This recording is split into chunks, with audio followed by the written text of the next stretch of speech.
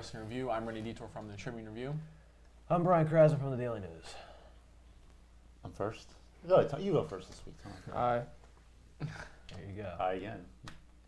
You guys have names. Jim too, DeBruzza, though. Tom Combetti. There we go. Hey, we're Get the stars name, here, please. pal. Pretending to be journalists on a That's right. national level.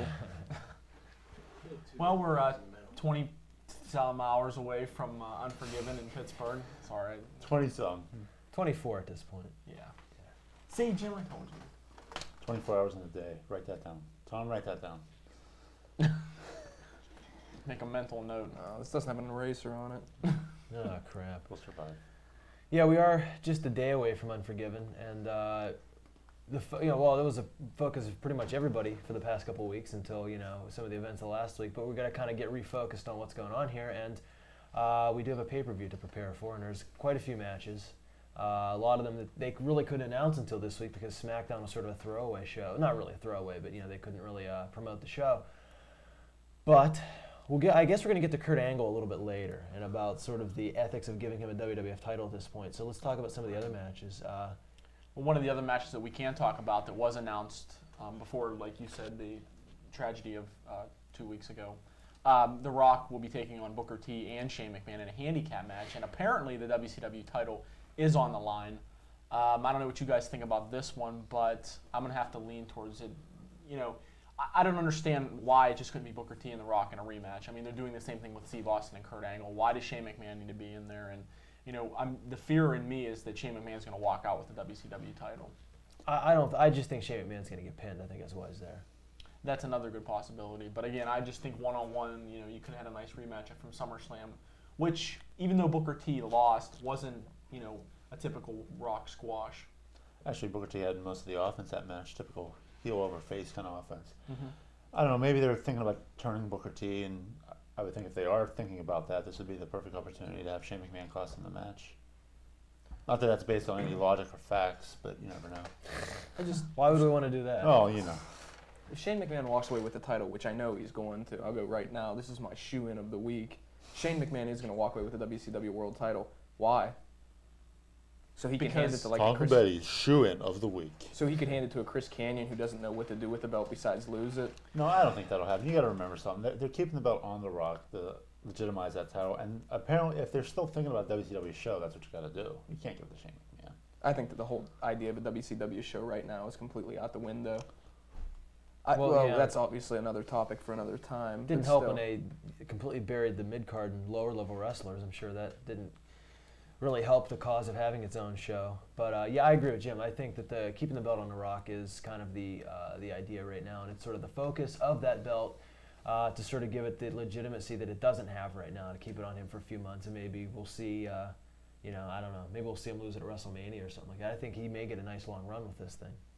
Well, yeah, I mean, I guess it makes sense if you're angling towards, no pun intended either, with Steve Austin and The Rock. I mean, I guess you could have title for title even if the WWF decides to put the strap on Angle this Sunday.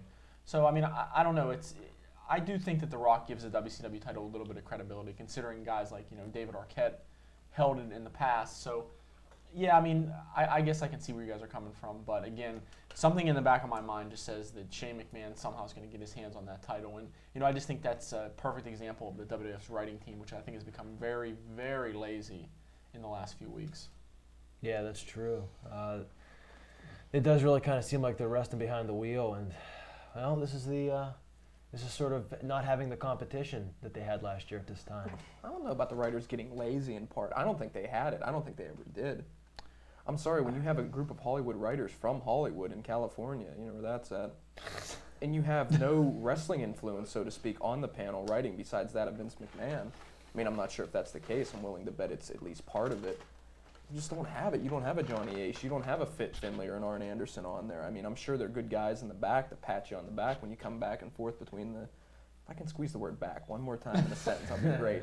But you understand what I'm saying. You have Stephanie McMahon apparently leading the writing team, which...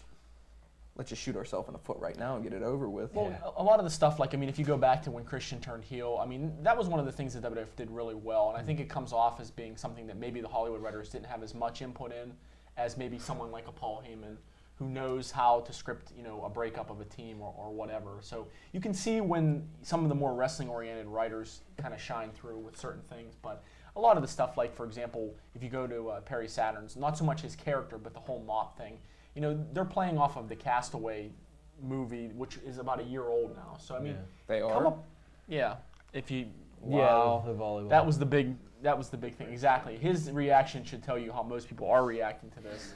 Well, they are, and who cares? That's more. Well, the exactly. reaction I was going Come for. up with something fresh, something original. Paul Heyman was, in his ECW days, was always touted for being this great wrestling mind, and I still have yet to see it other than his first few shows. But again, if you go back to those first few shows, Heyman had he was allowed to bring in guys like Spike Dudley. Every week he had somebody coming back, and it was like, wow, this is going to be great with Heyman there, and then it kind of just slowly has taken it down. Maybe we're looking at a simple fact that there isn't any original ideas left in wrestling. No. And maybe it's been that way for a If while. Hollywood has proven anything, even though there's a plethora of crap out there, it's that you can still come up with something original. Yeah. Yeah, I think we're just in a down period right now. I mean, it happens, and it's just a cyclical industry. And I think that, maybe in a year from now, when we're sitting here doing this show, God forbid, that we may be saying something completely different. Like, okay, they had a downtime, but they've sort of rediscovered their talent, and the stories are better now. I mean, you never know. It's just if you look through history, this happens. There always are downtimes, and I think we're just going through one of those right now. I mean, the country's going to be in a recession, and that never helps. It's sort of just one of those periods for this country. It's just not very good right now, and I think that we're seeing that everywhere, and the wrestling storyline is just one of them. But I think we just got the sign that we're supposed to get out and go to a commercial. And there we go. There's that sign. So we're going to come back. We're going to talk a little bit more about Unforgiven. Journalistic integrity and, pretty much Lots of other good lots stuff. of other things, yes. We were talking about Unforgiven, and we're going to continue along those lines. I think we wanted to get into the Kurt Angle match now, am I right, or are we going to save that? Yeah, I think we're going to save Kurt. We're going to go through We're with gonna our Pro Wrestling Review predictions for all those swiftly made undercard matches from this past Monday. Yeah. So I guess we can start with one of the matches that Jim apparently missed them making, Rhino versus Tajiri. I know. I fell asleep pretty early. Well, that's okay. We forgive you. But why don't you go ahead and start Rhino versus Tajiri for the U.S. title? I'll go Rhino. He needs a big win. He's done a lot over the past couple of months. He's improved a lot. Jobbed when he should have. Put on good performances throughout the whole thing. Give him a big win. It doesn't hurt Tajiri at all. Well, I don't really think it's a big win. I think it's a win. But I'm going to agree. A significant win. It's a win. But I think Rhino is going to win the U.S. title. I mean, it's a big deal. I mean, it's a U.S. title. It doesn't really mean anything. So much for that Canadian push, huh? Yeah, I mean, Yeah, where was he at?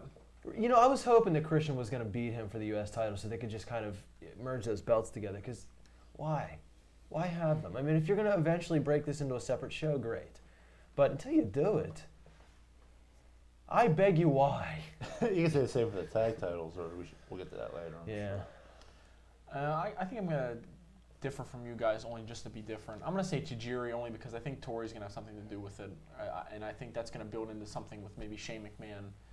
Again, questioning Tori why she's with Tajiri. So, I mean, I guess Tajiri keeps it. But like I said, this is one of those matches that was just thrown out there. And not that it's not going to be good, but why was it made? There was really no other reason other than that during a commercial break, Rhino gored Tajiri. It's like, wow.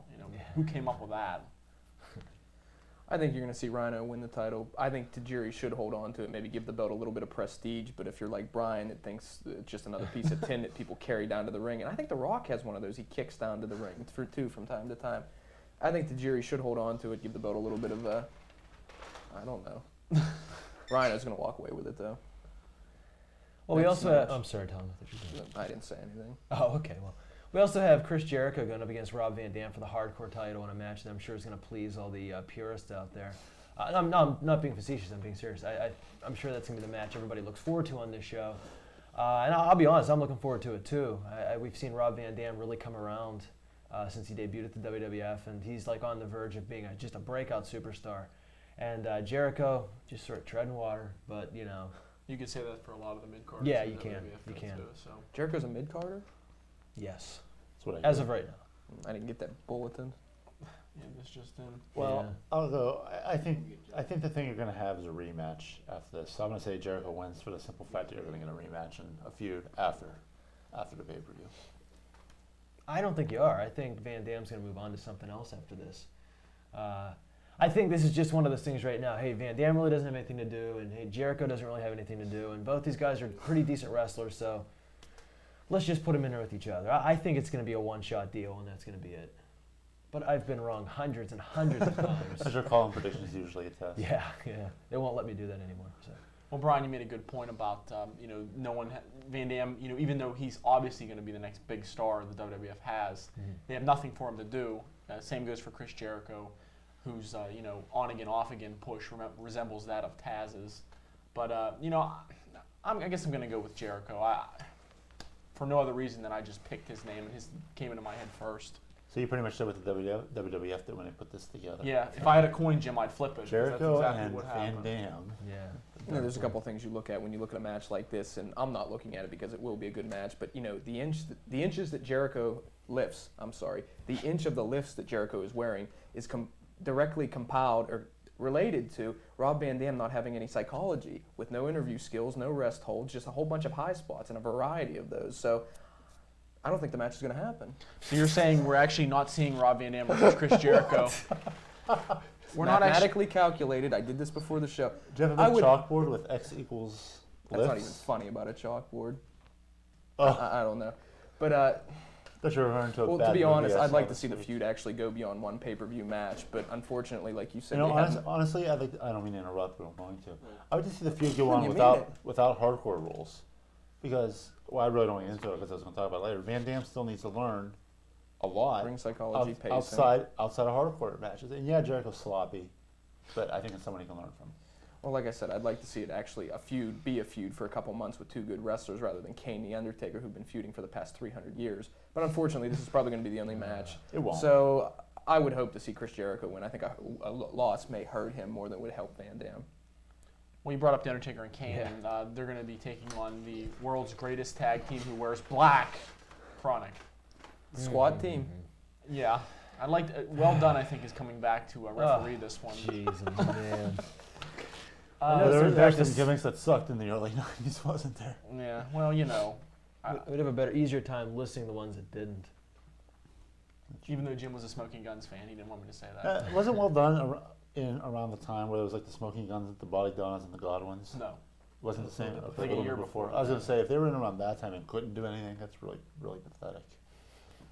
I don't know. Speaking the of New pathetic- Rockers were my Yeah. favorite. Yeah, let's get into pathetic here. This match isn't going to be very good. We've seen I'll give the WWF this much credit. They've put Chronic into good situations since they've been in. They've just kind of come in and choke slam people. And that's where they look decent. They look decent in their 30-second spots where they're just beating people up. But when you get them into matches where they have to be in there for 10, 15 minutes, that's when it breaks down because they're not very strong wrestlers. And that's where I think this is really going to bog down. Undertaker and Kane really need someone who can kind of bring the best out of them. And these two guys aren't the ones. So I don't foresee a very good match here. And I'm sure I'm not alone. Yeah, I agree. It's the same thing as the Raw Van Dam situation, only with Van Dam having actually more talent. Mm-hmm. But yeah, I mean, if you go 5 minutes with this match and then a brawl, either way, we can agree this feud isn't going to end here. No. We can all agree on that. Probably not. Oh, thank God. Yeah, I was worried. But I don't know. Brawl, 5-minute brawl. That's not a payoff. So I don't know what you're going to do here. These If two, you're right, if you these go two 10 never minutes, wrestling it's or gonna be Chronic bad. never getting in a WWF ring is a more payoff than that, I would say. Well, we're black and They sell white. T-shirts, huh? Yeah, I said we're black and white, so we should probably get going here. We're going to come back. We're going to talk about Kurt Angle and Steve Austin going up for the WWF title and what it may mean to give Kurt Angle the WWF belt. We'll be right back. Which is now about 23 hours away. 23 and a half. But I said 20-some. I was close. we're still in the midst. We need to get like the little countdown clock on the bottom of the screen. Todd Pettengill running Like full, free for full all. speed. Yeah. 4 Pettengill days will and never come 32 near this hours. set. No. As long as I'm here. That could be another match for Unforgiven.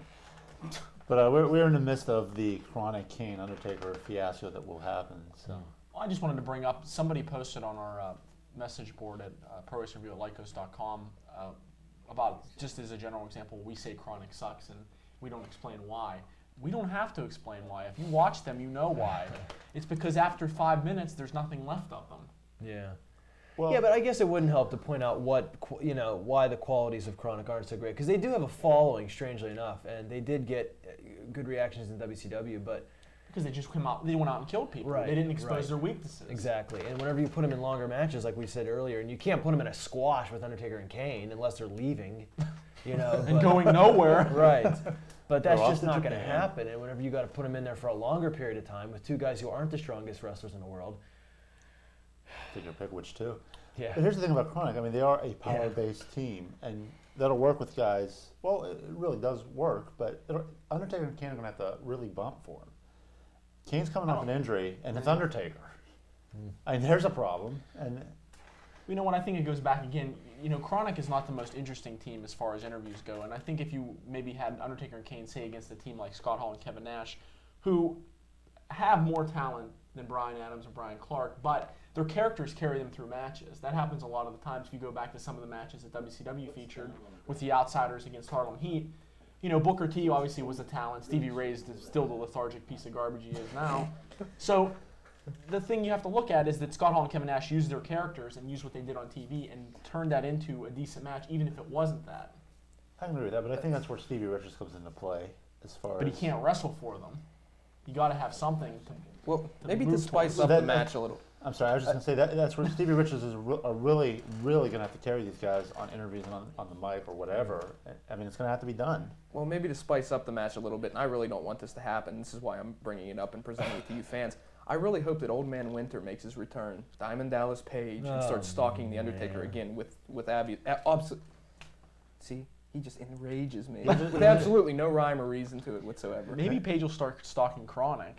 Wouldn't that be interesting? Oh, God. I think Page should stalk everybody. Well, see, if he stalks Brian Adams, I think there's some weaponry Adams could use. I mean, it's not really What, that safe. heart punch? He's going to bring Ed back. He's going to kill That was Dallas Mark Page. Canterbury. What? No, I'm sorry. Mark Callis. He used that in WCW. So did Crush, though, when he was the prison guy. You pretend to know God ones Oh, you have boy. no idea of. Oh, And I'd also You like to Uncle bring up. Cletus Mark. I'd also like to bring up the fact that Chronic would serve better on a dog sled team with Paul Heyman in the North, so maybe they'll go for there. Paul Maybe Ellering. loser Yeah. leaves town. Well, we were started to talk about Kurt Angle before, and what putting the WWF title. No, I'm sorry. We were gonna hold that again. You want to hold that again? Get it, Edge and Yeah, we Christian? just I wanna- keep. Oh, come on, Kurt Angle. Jumping the gun. I Edge can and Christian. understand you're right. We'll get an Edge and Christian instead. Should be a good match. And that's it. So there you go. That's all we really needed to say. Christian, who really does have some of the best ring entrance music and just ring entrance in general, it's really quite good. But I You don't. serious? Yes, I think it's great. I love it. I think his video is just so bad that it's good. That might be the only thing he has working for him, as But, far as that yeah. goes.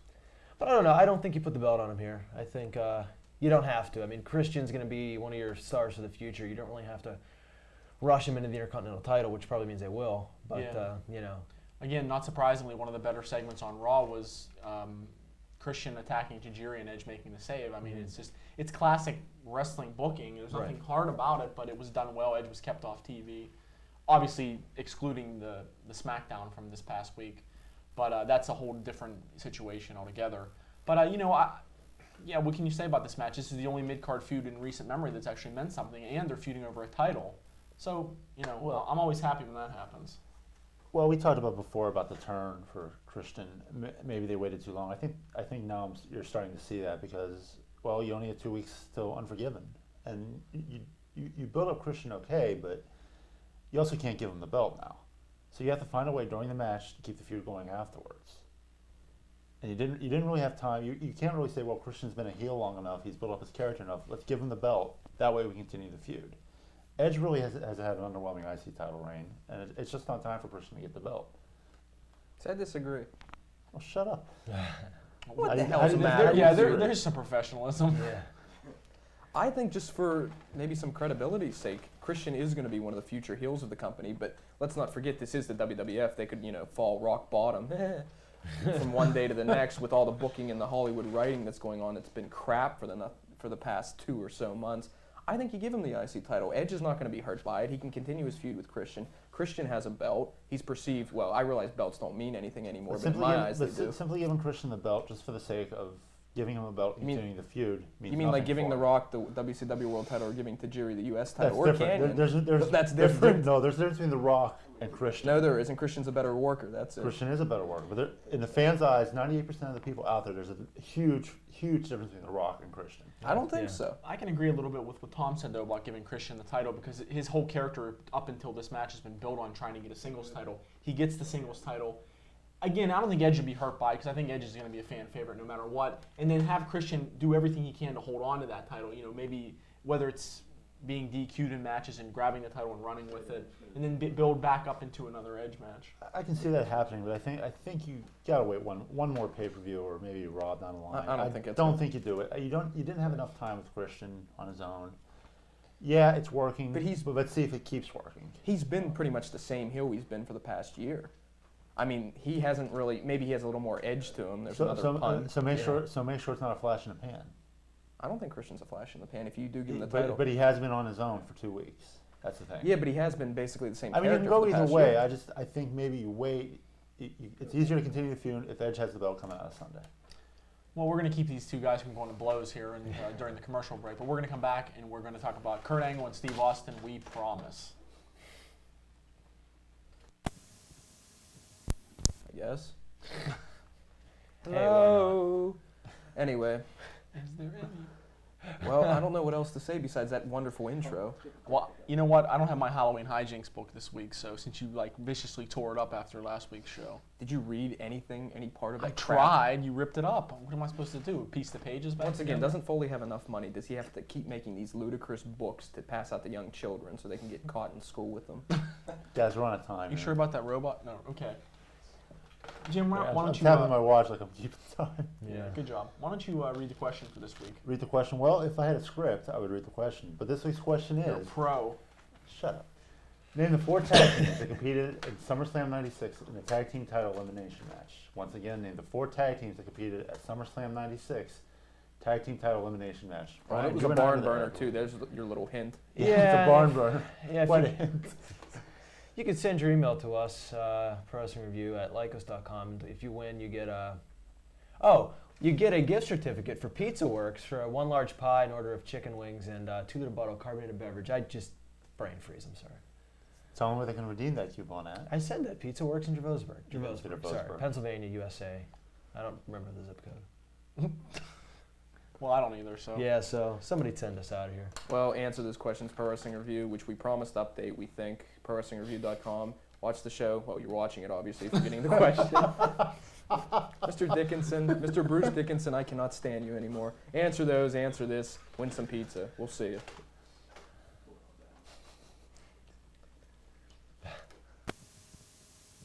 Not sure if I'm allowed to mention that, but I just did. So we would like to talk. You're the rogue of this That panel. you're fired. You can't mention that, man. Don't you have to work for somebody to get fired first? Anyway, we were talking about Unforgiven. All the matches seem pretty good. We'd like to get into the main event. And no kids, not Rock, Booker T, Shane, Stephanie, Vince, Linda, the dog, Tippy. This is Kurt Angle and Steve Austin, which... Let's talk about this next segment.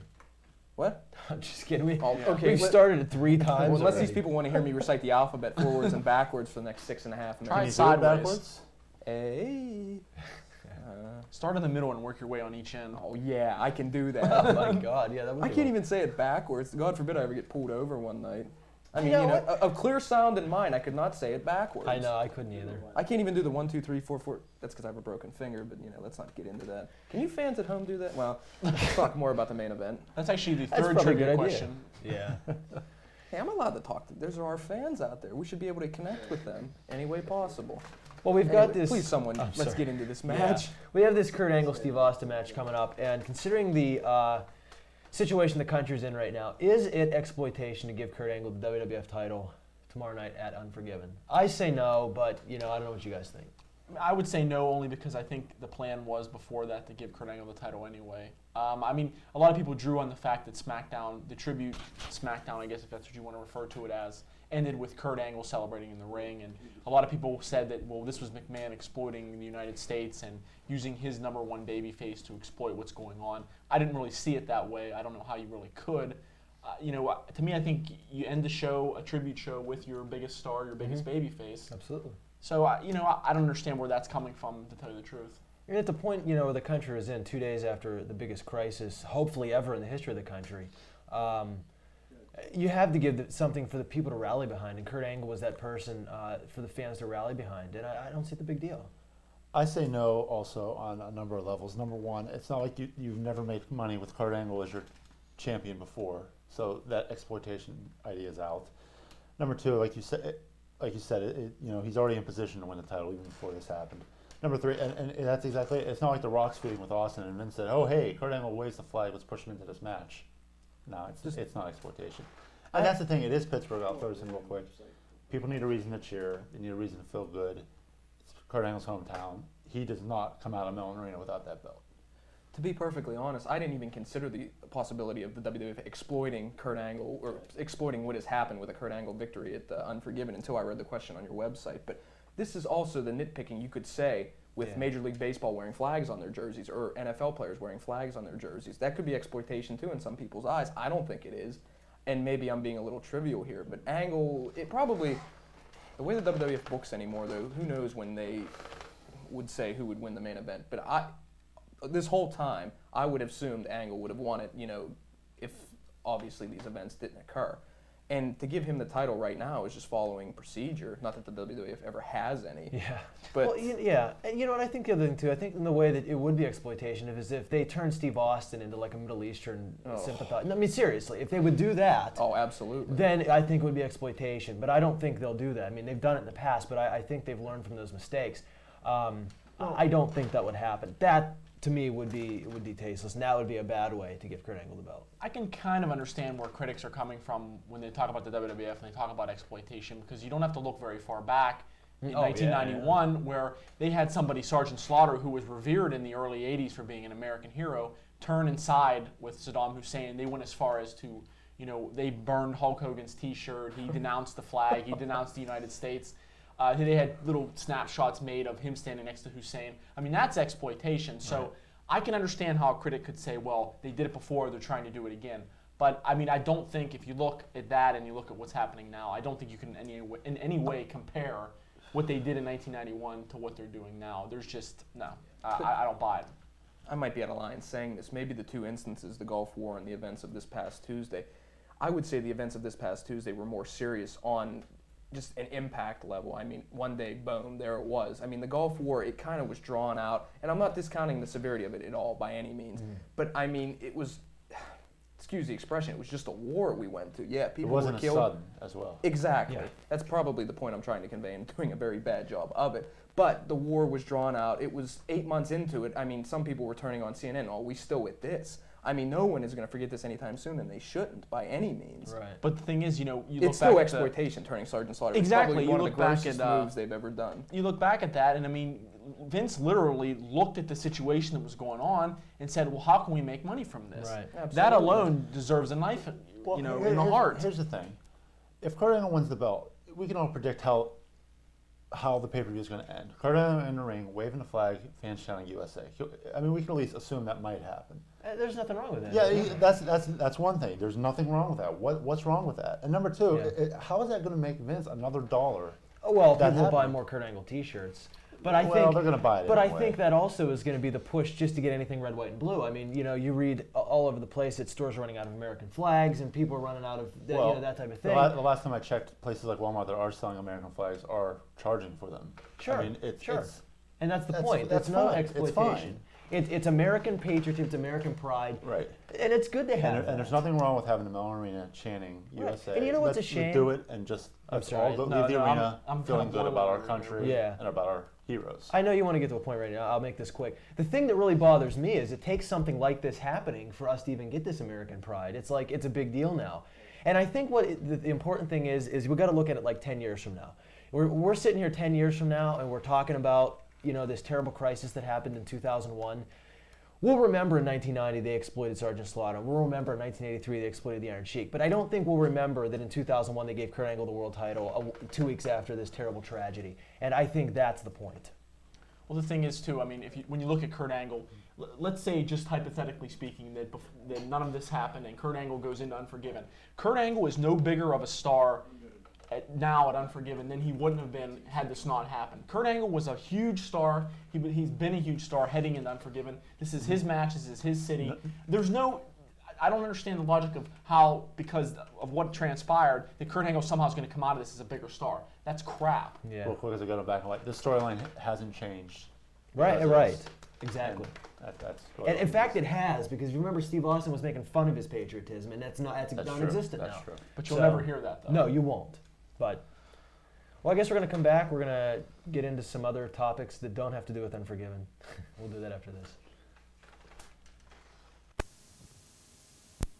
Where we went through some guys and we talked about some of the bigger busts in wrestling. Every time I say that, it's just like I hear that laughter coming from over this way. Yeah.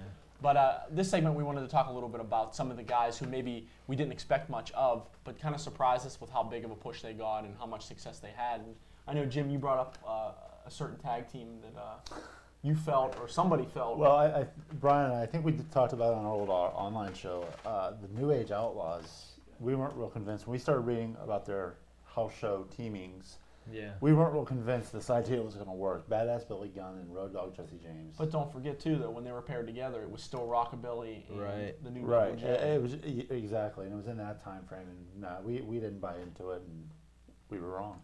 Yeah. That happens every once in a while. I don't Hundreds think of- you were hundreds wrong of- though. Pardon me? I really don't think you were wrong about the New Age Outlaws. How so? Yeah, It worked. did they have any wrestling ability? Well, no, but I think the was whole their point tag team is successful? yeah, I think that's the whole point. Is just the overall scope of the New Age Outlaws. Now was- compare them to, let's amazing say, the success. New Midnight Express. Oh, and then- jeez. All right, I catch your drift. I don't Yeah. like it, but I catch it. Don't make me get up out of this chair, man. Why do you always say that to me? Get up out of it. I Don't make me throw my deer water at you, whatever the hell I'm drinking. I'm going to bring up somebody different, somebody current. That's Tajiri. I didn't think that Tajiri was going to be as popular as he is. And again, I think it has to do with how the WWF used him, and they realized that they had to kind of approach his character differently. And I give him a lot of credit for doing that and doing it very well. But I didn't think Tajiri was going to be anything, and clearly, completely wrong. When you look at Tajiri, when he came in, a lot of people said, well, how's the WWF going to bring him in? They're going to squash him like they do all their other light Right. heavyweights. But they did something different with Tajiri, and they actually gave him a character before they let him wrestle. Yeah. So they got his character over. Then obviously his in-ring stuff's going to be over. So it just seemed like a logical progression. I have a question about the jury. No. How is it he can understand English? It speaks not a word. I don't know, Jim. He's a funny. big liar. That's the whole funny Well, part. I of his know, gimmick. but it's just one of those. Can we get him on the phone? Yeah, could you? Well, yes. You have to speak English. Is that one of those cellular telephones I keep reading about? Ooh, look, it's a bank card. Well, can I come It up has with my number picture? on there. Oh yeah, they need the card there, stymie, to actually get some money out of there, which I doubt there is any. Anyway, Is he a little rascal? No. that'll Those- stig me or something. Anyway, may I say mine? Yes, you Yes. may. What about Kurt Angle? That's a good one. That's a good point. When they brought him in originally, just to spoof on the Mark Henry character they were playing, I would say, the American Pride, so to speak, the Olympic guy. Henry obviously didn't have the personality for it. Kurt Angle did. And everything that made Henry fail, it seemed like helped Angle succeed. Yeah, but those first couple times with Kurt Angle they were What? bad. His first match against Stasiak, I mean, No. He's talking probably about the first few appearances of Kurt Angle, we Oh. looked at him and said, man, there's nothing there. oh, you mean not his first match, but before his first match When he happened. told It's Tiger weird. Ali Singh. Even his to- first couple matches, I mean, he was still learning, but he's learned, But obviously. when his first match with Stasiak, they're grabbing the mic and saying, "How can you boo me? I'm an Olympic hero." This and that. I mean, it just made the fans. It made the fans hate him. And the thing is, if it would have been 10 years ago, they would have cheered him for saying that. I think they He went would have into- been cheered for being an. You understand what I'm trying to do? I think they went into Kurt Angle's character much the same way that they should have with Rocky Maivia, and I'm not going to say The Rock because it was two completely different people as far as I'm concerned. No, it's not. But Rocky Maivia, they kind of learned from Rocky Maivia that if you push a good guy down someone's throat hard enough, that they're going to start booing him, no matter how kind he is to elderly women, and Yeah. no matter how many times he helps somebody across the street. So I think they went in and they said, well, okay, we have this guy Kurt Angle who's, we could come in and make him be the nice USA guy, but let's do it, and let's do it in such a way that people are going to start to boo him, and that's what we want. So that's where I Yeah. think they learned from how to craft Kurt Angle's character. They learned from the mistake they made with little Ricky Maivia. Yeah, I was going to say whatever the his blue chipper didn't really help him any either. No. That and his arm drags, even though they were Steamboat-esque, they just didn't have a place. Don't ever compare to Rock to Rick Steamboat. The arm drags were Yeah. good. and that's why people hated him. Rick Steamboat, very good. Rock, no good. Today, I no wasn't. good. Oh, jeez. Let's not forget the kid I'm in just play comparing here. arm But drags. all you have here. to do is throw a comparison out, and I'll jump all over it, and especially with Anytime Ricky Steamboat. The arm drags were the same. It's not the same person. It's not the same. That and when Shaka bra. the Rock gave a drop kick, he used to do drop kicks. By the way, he used to shake Yes, he that did. 1 foot in the air for some reason. And Steamboat did this? No, I'm just Oh. never mind. The point has been lost, and I'm Well, seeing here- hypocrisy. Here's another guy right now, and he hasn't gone all the way yet, but I think he's on his way, and that's the Hurricane. And a couple weeks ago on this very show, I was saying that I didn't think it was going to work out because the gimmick was 290s, but they've kind of, the way they've tweaked it, they've made it so ridiculous, it's funny. And Especially with these swooshing noises that they oh added. man, that was great. Yeah, very, very funny. That's what I Yeah. remember. He's pretty talented too, and that Yeah, true. that may cover up the first. Yeah, I'm breaking a story here. But that covers up any. That'll cover up the fact that people getting used to a really goofy character when you go on and put on a good show in a ring. Well, I mean, you look at Hurricane and you look at the rest of all the other mid-carders, you know, it's like the WWF they'll take certain mid-carders for like a month and a half and then they'll push them and then they'll forget about them. See Canyon, see Jeff Hardy back in April. Yeah. And so now you're seeing with Hurricane and Test, I think those are the two guys they're kind of latched onto and are starting to push. That's true. This would be probably one of the most successful wrestlers ever in the history of the WWF, or any company for that matter, but I'm going to have to throw his name in. Brackus. How you have a big guy coming down with chains on him and people don't love him instantly is beyond me. Yeah, I think it's 'cause Taz took a lot of steam out of him in his push. Did he have a personality, or did he just get into the ring and fall? Yeah, that's pretty much it. Okay. That was Although really well. the vignettes were great. I thought it was like a Ramstein promo. I mean, I was excited. Yeah, he really, boy, what the hell were they thinking? Well, he was from the dungeon, or at least, made a wrong turn and wound up He in a may have house driven one or two past the times. dungeon, yeah, but Well, if you watch Wrestling with Shadows, he mysteriously appears at the Hart family table during Thanksgiving. I don't know I if he was always question invited that. or- Brackus that's Hearts. true. That's true. He was. I forgot about that. Yeah. Maybe he was there fixing the TV. I'm not sure, but Before we go at the break here, I just want to throw one up that could have been a huge success but wasn't. Someone else who also ventured the Taz. dungeon. No, shut up. The Hart dungeon, but actually got his head put through the ceiling in the dungeon, would be Ken Shamrock. Yeah. He had all the potential in the world when they came in, and for some reason, in their infinite wisdom, the WWF, they stuck him with the big boss man and made him part of the corporation. What do you do with a guy from the UFC, probably one of the most legit tough guys in the WWF Next at to the time? Steve Blackman. Wow. Biggest success is Steve Blackman. Where is he now? We don't know. do we care? So we're Hell in camera no. 3. What are you talking about? Hey, Steve. I guess we're going to come back. We're going to do our world famous rants. Please come back. What's it we discussed before? He's before. I'm sorry. In my time here. I know. Let's remember one thing. He's performed well. That's true. We've said on the show before. But let's remember, it's a controlled situation that he's in. He's in a hardcore division. He's in short matches. He's doing what he does best. When you put him in 30-minute matches, he doesn't perform well. They proved that in ECW. Now, like I said, he's performed well. He's in a controlled situation. But the thing is, you got to get him out of the hardcore division eventually. See how he wrestles against a guy like Chris Jericho. I'll throw Benoit's name out there, even though obviously he's injured right now. But you got to see how he performs well in those matches in a 20-minute match. And here's another thing. He's got the crowd following. Yeah, his interviews and monologues are getting pops. But eventually, RVD may not work in a year. So he's eventually got to prove himself on the mic. They've done the right thing with him. They gave him a situation where he can excel. He has. Still has a long way to go. That was scary watching you do that during your rant. Well, I'm sorry. Because we have no room I to just- begin with. Oh, yeah. Real quickly, a couple months ago we were talking about, boy, it's so great they gave X-Pac the light heavyweight title, and they're doing all these. There's a light heavyweight match on every week. They really seem like they're serious this time. This is why we're so stupid to ever even say anything like that on this show, because it never holds up. I'm not sure what the problem is right now. I mean, X-Pac's still on the roster. They still have a nice wealth of great light heavyweight talent. I just got information actually yesterday from a close source who I'll reveal after the show that Rey Mysterio Jr. is going to the WWF in December. So that's going to be another huge cruiserweight you're going to have there. And, if you just bring him in December and all of a sudden decide, hey, let's do this all over again, no.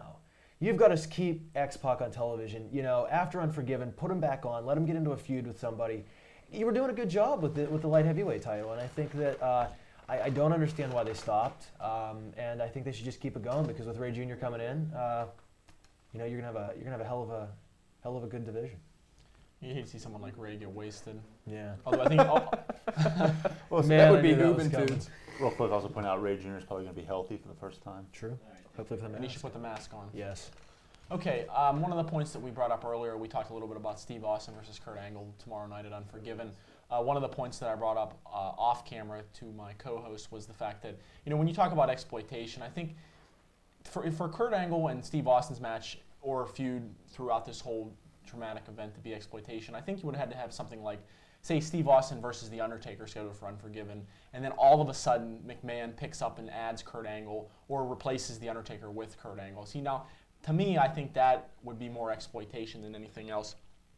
But what they're doing right now, and this is a point that I made up in haste as we were going to break, but I want to say it again, Kurt Angle, had none of this happened, would have walked in Unforgiven, still the same superstar, still been getting the same pops. The USA thing just happens to be a coincidence with Kurt Angle. And again, going back on the point that I made just moments ago, Kurt Angle was not added to this main event because of what happened. He was already scheduled to be in there. And speaking of moments ago, one small point I want to bring up. Why does the WWF with Raw have to always replay everything when they come back from commercial break? Moments ago, moments ago, moments ago. I understand doing it for very special things like the Rhino Gore and Tajiri that we missed because it happened in commercial, but it doesn't have to happen every time you come back from commercial. I agree. And that's my rant. Actually, I'd like to talk a little bit about WWF Excess. We have different opinions on it. I think it's an awful show, actually. I mean, if its intent is to be an NFL game day show, Major League Baseball pregame show, something like that, those shows work because, obviously, this might discredit wrestling a little bit here, but wrestling is predetermined. It's not an actual game. It's not an actual match. Jim, please. Somebody throw a net on him. Anyway. A show like Excess, you have guys coming out like Triple H. Great to see him again. I mean, he's still up and kicking, obviously, and he's going to be back, obviously, sometime in November around that time. But the thing is, you have guys that come on there like Taz or a Christian on the phone who are in character, and then you have guys like Hunter that are out of character, and, well, then rehab's going great, and just talking about his personal life. Then you have guys like Christian talking about why they want to drink out of the King of the Ring cup. It just doesn't work. And the two hosts don't work either. The one host cares nothing about running around the track, other than maybe lifting weights, doing an occasional toe touch. And the other one is dodging jellyfish in the water from time to time with a broken ankle. The point is, if you're going to make that time slot a WCW show, look at the ratings it's getting. And for the first show, it was like 0.9 with Hunter on it. My thing is, maybe it's just the format of the show that sucks royally. People just don't want to watch wrestling 10 o'clock on Saturday night, unless Rob Van Dam's on it. Thank you. It was nice how we added some closure to these whole rants. He started with Van Dam, you ended with Van Dam. That was nice. When you say 0.9, I don't realize how low that is until you actually say it. Yeah. The Grand Ole Opry drew the same thing, which is scary. I watched it. I'm not going to deny it. What are you talking about this week? If you want to read my column, you can pick it up on the newsstands tomorrow, or you can read it on the web. It's www.triblive.com/sports. Oh, I almost screwed up. I'll probably be talking about Unforgiven. My column is called Sharpshooter. It's in the Daily News. You can read it, pick it up on the newsstands or at www.dailynewswikisford.com, columnist section. I'd like to just thank for the readers for bearing with me last week on a rather somber column, but as we try to do this week on the show, I think we should all try and pick up our spirits a little bit. It's been a shocking week and a half, but we're going to get into some Unforgiven stuff and some more fun. It was a well-written column, by the way. What's it? This week. Well-written. Oh, try. www.prowrestlingreview.com. Click on trivia. The question for the show is, name 4 tag teams that competed in the SummerSlam tag team title match at SummerSlam 96. 4 tag teams, name them, and sorry. And like I said, I gave you that hint earlier in the show and during the trivia. It was a barn burner. If you don't remember the match, you should be just hit in the head, I guess. But anyway, the man gave you the website, so you know what to do. Send us some email, and we got to go. Yes. So for me, for Rennie, Brian, and Jim, this is the Pro Wrestling Review, and we shall see you. Goodbye. Next week.